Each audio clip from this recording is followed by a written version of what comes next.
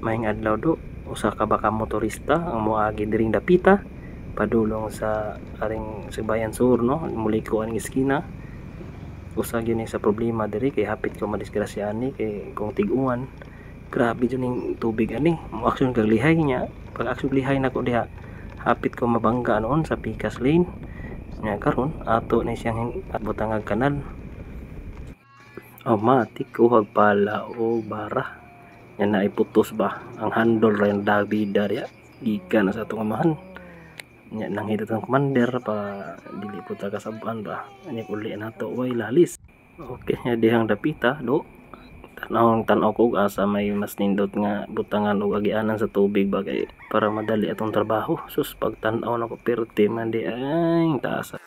So ay paglangan-langan do ato nang isugdan piibot ang mga sagbot kanya maklaro nato ang kubkuban nga yuta ba para sa agian sa kanal.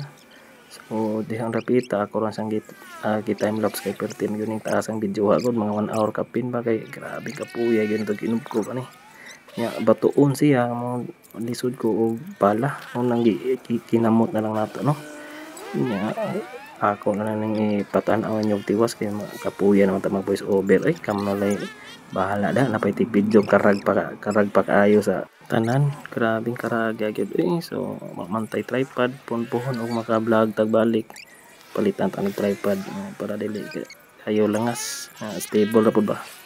So kamo na tiwas og unsay maayo niya.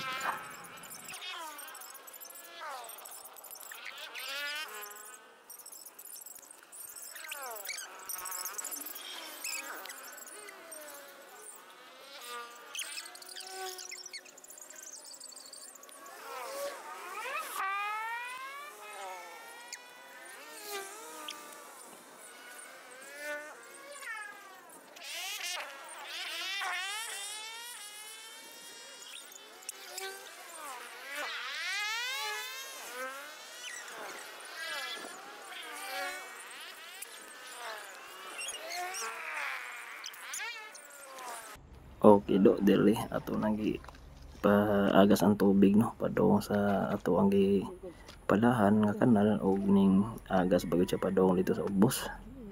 So lipay kay ko kay pila ka oras pud na akong binakbukay diha agi ra gyud taon ang tubig mo na time lapse sa punta kay ato ang pakita ba og nihubas pud ang tubig. So karag gihapon kay nga video giting karaka tiwasan ako dito sa tumoy dapit kay dili kayo siya mo sampak ang tubig kinahanglan pa siya og gamayng kubkob dito sa tumoy para molampos siya og tama ang tubig.